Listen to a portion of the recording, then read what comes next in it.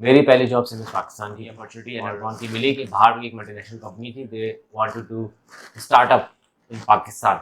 सो मैंने उस अपॉर्चुनिटी को ग्रैब किया एंड सिंगल पर्सन किया था, घर से किया था, ऑफिस भी नहीं था कोई। Then we started with a shared office और अल्हम्दुलिल्लाह आज हमारा पाकिस्तान कराची में भी ऑफिस है, लाहौर में भी ऑफिस है।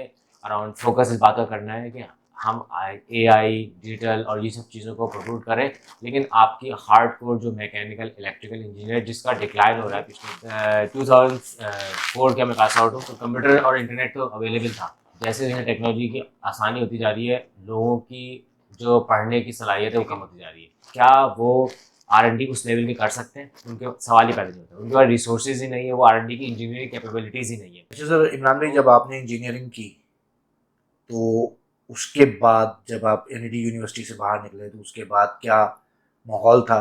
आपने पहले कहीं जॉब की या अपना काम करने का सोचा?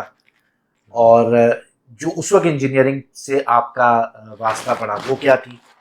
और आज जब आप एक सीनियर इंजीनियर हो गए हैं तो उस वक्त क्या फ़र्क महसूस करते हैं? अच्छा, इसमें बड़ा इम्पोर्टेंट है। आजकल हम देखते हैं कि बच्चों को ये बड़ा इंकरेज किया जाता है कि एंटरप्रेन्योर माने एंटरप्रेन्योरशिप करें। बच्चे जब यूनिवर्सिटी से पास आउट होते हैं तो वो कहते हैं हम अपना काम करना चाहते हैं। एक एस्पेक्ट में तो ये बहुत अच्छी बात है, मैं इसको प्रमोट करता हूँ। लेकिन अगर आप ब्रॉडर एस्पेक्ट में देखें तो ये बात बहुत इम्पोर्टेंट है कि हमारे पास बहुत लार्ज स्केल पे इंजीनियरिंग ऑर्गेनाइजेशन एग्जिस्ट करती है। क्योंकि आप किसी भी कंट्री की अगर उसको मास स्केल पे ग्रो करना है तो आपके पास सॉलिड ह्यूज ऑर्गेनाइजेशन होनी चाहिए। जब मैंने पास आउट किया तो Siemens Pakistan was a huge entity और वो एक नर्सरी थी इंजीनियरिंग की। आज आप देखें 20 साल बाद 2000 के बाद अब 2006 में ग्रेजुअली डिक्लाइन हुआ सिविल्स पाकिस्तान का। वहाँ पे हम जब एक ऑर्गेनाइजेशन मल्टीनेशनल एग्जिस्ट करती है तो जो स्केल ऑफ R&D होता है, जो स्केल ऑफ नॉलेज ट्रांसफ़र होता है, उसकी अलग ही एक लेवल होता है। श्नाइडर का एक प्लांट हुआ करता था जिससे कई दफ़ा नाम चेंज होते रहे। आज वो प्लांट तकरीबन ख़त्म पे है, वो बिक चुका है। इसी तरह आप ये देखते हैं कि छोटी छोटी ऑर्गेनाइजेशंस जो थी वो अब मल्टीनेशनल्स की से कोलैबोरेट करके यहाँ पे प्रोडक्शन कर रही हैं और छोटे छोटे एंटरप्रेन्योर्स पैदा हो गए। मैं कहता हूँ वो अच्छी बात है, लेकिन क्या वो R&D उस लेवल की कर सकते हैं? उनके सवाल ही पैदा नहीं होता। उनके पास रिसोर्सेज ही नहीं है, वो R&D की इंजीनियरिंग कैपेबिलिटीज़ ही नहीं है। तो मैं इस उस पे हूँ कि हमारे पास बड़ी ऑर्गेनाइजेशन इंजीनियरिंग होनी चाहिए। सिमेंस पाकिस्तान, श्नाइडर और 3M एक कंपनी थी जो यहाँ लोकल प्रोडक्शन करती थी। लोकल R&D, लोकल मैन्युफैक्चरिंग के बगैर लार्ज स्केल पे आप कॉम्पीट नहीं कर सकते। अब हो क्या रहा है, जितनी भी इंजीनियरिंग प्रोडक्ट्स हैं वो सिर्फ ट्रेडिंग की तरफ जा रही हैं। तो मेरे ज़माने में और इसी तरह अगर हम टेलीकम्युनिकेशन की बात भी करें तो जब हम पास आउट हुए तो बहुत सारे मेरे दोस्त टेलीकम्युनिकेशन में गए। उस वक्त भी एक डिपार्टमेंट होता था जैसे RF प्लानिंग, बहुत उसमें लड़के कह जाना चाहते थे, लेकिन ग्रेजुअली नई टेक्नोलॉजी और जो टूल्स आए उसने आपकी जो इंजीनियरिंग की रिक्वायरमेंट थी वही ख़त्म कर दी। जो आप करना चाहते थे, रिसर्च अपने दिमाग से सोचना चाहते थे, आज वो सब चीज़ें ऑलरेडी खुद ब खुद टेक्नोलॉजी करके दे रही है। तो हमें ज़रूरत इस चीज़ की है, जो हमारी इलेक्ट्रिकल कोर, मैकेनिकल कोर, जो इंजीनियरिंग है और उसकी जो प्रोडक्ट्स मैकेनिकल, इसका रिप्लेसमेंट AI और गैजेट्स नहीं है। उसके लिए हार्डकोर मैन्युफैक्चरिंग है वो। हार्डकोर मैन्युफैक्चरिंग आप अगर इम्पोर्ट करेंगे तो you will be a loser. तो हमें फोकस इस बात का करना है कि हम AI डिजिटल और ये सब चीज़ों को प्रमोट करें, लेकिन आपकी हार्डकोर जो मैकेनिकल इलेक्ट्रिकल इंजीनियर जिसका डिक्लाइन हो रहा है पिछले 20 सालों में, उसको हमें रिवाइव करने की ज़रूरत है। इसके बगैर हम लॉन्ग टर्म में ग्रो नहीं कर सकते। तो जब आप एनईडी से बाहर निकले तो आपने पहली जॉब कहाँ की? जी, मेरी पहली जॉब सिविल्स पाकिस्तान की थी और जिस तरह से मैंने बताया कि एक नर्सरी थी सिविल्स पाकिस्तान और मुझे मौका मिला सिविल्स पाकिस्तान से सीखने का और I was deputized to Siemens Germany. Siemens Germany जाने का मौका मिला, वहाँ पे सीखने का, यानी कि वो मेरे करियर में एक टर्न अराउंड था। सिविल्स जर्मनी जाना, 1 से 1.5 साल वहाँ पे उनके साथ काम करना और उनकी लर्न करके यहाँ वापस आकर उसको इम्प्लीमेंट करना। अनफॉर्चुनेटली अब ये अपॉर्चुनिटीज़ यहाँ के लोगों के पास, इस जो लड़के हैं नए उसके पास मौजूद नहीं है, उस स्केल पे यहाँ पे काम नहीं हो रहा। तो जब आपने ज्वाइन किया होगा तो लाजमी बात है कि पहला जो महीना होगा, पहला साल होगा, उसमें उस वक्त क्या इंजीनियरिंग होती थी? क्या तो मैनुअल तरीके थे, कंप्यूटर आ चुका था, क्या सूरत हाल थी? जी जी, मैं इतना भी पुराना नहीं, 2004 का मैं पास आउट हूँ, तो कंप्यूटर और इंटरनेट तो अवेलेबल था। लेकिन एक चीज़ ये है कि हमारे पास जैसे जैसे टेक्नोलॉजी की आसानी होती जा रही है, लोगों की जो पढ़ने की सलाहियत है वो कम होती जा रही है।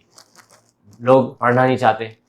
पहले मैनुअल्स पढ़ते थे, 2 किताबें पढ़ते थे, उसमें से चीज़ों को एक्सट्रैक्ट करते थे। अब वो ट्रेंड बिल्कुल तब्दील हो चुका है। आपको ज़रूरत ही नहीं है, आप एक क्वेश्चन लिखें और आपको पूरा सवाल का जवाब मिल जाएगा। तो इससे आपको आसानी तो हुई है, लेकिन आपकी जो सलाहियत होती है चीज़ों को इन्वेस्टिगेट करने की, वो ज़रा कम हो रही है। तो मैंने जब पास आउट किया, हमारे सीनियर्स भी बहुत अच्छे मौजूद थे, उनकी से भी गाइडेंस मिली और जो लिटरेचर भी बहुत अच्छा था। लेकिन मैं समझता हूँ सबसे इम्पॉर्टेंट चीज़ जो है वो जो इन पर्सन जो कम्युनिकेशन होती है, जो सीनियर्स के साथ आप इंटरेक्ट करते हैं, वो बहुत इंपॉर्टेंट है। अगर आपको अच्छा मेंटोर मिल जाए, दिस इज़ बहुत वेरी इंपॉर्टेंट इन इनिशियल के लिए। तो मुझे अल्हम्दुलिल्लाह सिम्स पाकिस्तान में जब ज्वाइन किया मैंने, तो बहुत अच्छे मेंटोर मिले जिन्होंने बहुत अच्छा गाइड किया, और विद इन 1-2 ईयर्स आपकी पूरी पर्सनैलिटी चेंज हो जाती है। आप फ्रॉम यंग फ्रेश इंजीनियर से आप एक बिल्कुल मैच्योर इंजीनियर बन जाते हो विद इन 1-2 ईयर्स। तो मैं मिस करता हूँ इस तरह की अपने इस ऑर्गेनाइजेशन की हमें होनी चाहिए हमारे पास पाकिस्तान में, जो कि इस तरह की प्लेटफॉर्म प्रोवाइड कर सके लार्ज स्केल पे। फिर एनरकॉन का ख्याल कैसे आया, अपना काम करने का ख्याल कैसे आया, इस जर्नी को भी थोड़ा सा बयान करें। जी, सिविल्स पाकिस्तान के साथ मेरा बहुत अच्छा टेन्योर रहा, और उसके बाद फिर एक दौर ऐसा आया। जो सिविल्स पाकिस्तान जब बड़ा ऑर्गेनाइजेशन होती है तो उसमें एक प्रॉब्लम ये होती है कि जितनी बड़ी ऑर्गेनाइजेशन होती है तो आपके पास इंडिविजुअल कैपेसिटी में आपका जो काम करने का रोल होता है वो रिड्यूस हो जाता है। ऑर्गेनाइजेशन तो बड़ी होती है, लेकिन इंडिविजुअल की कैपेसिटी जो होती है उसकी बहुत लगी बंदी होती है।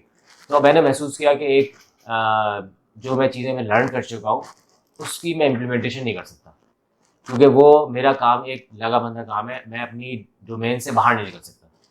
तो उस वक्त मुझे एहसास हुआ कि अगर मुझे अपनी इस चीज़ को इम्प्लीमेंट करना है तो need to be create something where I can make total decisions.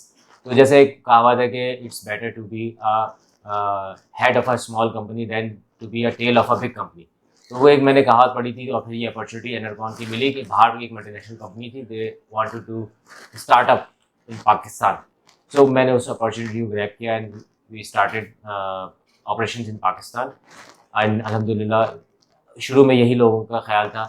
मेरे बाद जो मैंने इनको एम्प्लॉई को हायर किया उनका भी ये ख्याल था कि ये ऑर्गेनाइजेशन बंद ना हो जाए, कल बंद ना हो जाए, परसों बंद ना हो जाए। और लोग मुझसे भी कहा कि आप इतनी बड़ी ऑर्गेनाइजेशन को छोड़ के आप छोटी ऑर्गेनाइजेशन में जा रहे हो। तो बट पैसे से ज़्यादा मेंटल सेटिस्फेक्शन, अथॉरिटी और कामों को कंप्लीट करना अपनी मर्ज़ी से, ये बड़ा मैटर करता है। अब आप पैशन को आप उसका कोई नेबल बदल नहीं है। तो वो मैंने महसूस किया कि इस ऑर्गेनाइजेशन में आकर मैं जो भी इनिशिएटिव्स थे, जो भी इम्प्लीमेंटेशन थी, वो करने का मौका मिला, और यही चार्म है।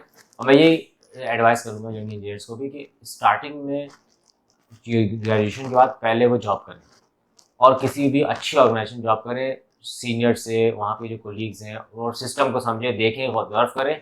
1 साल 2 साल ज़रूर जो है किसी ऑर्गेनाइजेशन का पार्ट रहें, देन आप अपनी जर्नी को स्टार्ट करें। तो जब आपने जर्नी शुरू की तो उस वक्त कंपनी का साइज़ क्या था और आज कंपनी का साइज़ क्या है? जी, उस टाइम तो ज़्यादा मैंने स्टार्ट आप सिंगल पर्सन किया था, घर से किया था, ऑफ़िस भी नहीं था कोई। Then we started with a shared office, और अल्हम्दुलिल्लाह आज हमारा पाकिस्तान कराची में भी ऑफ़िस है, लाहौर में भी ऑफ़िस है। अराउंड 35 पीपल हमारी टीम में मौजूद हैं।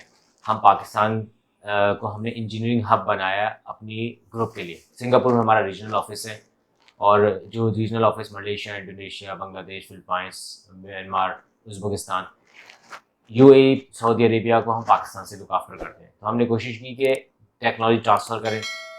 हम हमारे आने से पहले अगर कोई ज़रूरत होती थी तो फॉरेनर्स सिंगापुर से, फिलिपाइन से आते थे। अब ये है कि हमारे लड़के इंडोनेशिया जाते हैं, सऊदी अरब जाते हैं, यूएई में जाते हैं, और यहाँ से हम इंजीनियरिंग कैपेबिलिटी से अपनी एक्सपोर्ट करते हैं। Thank you very much sir.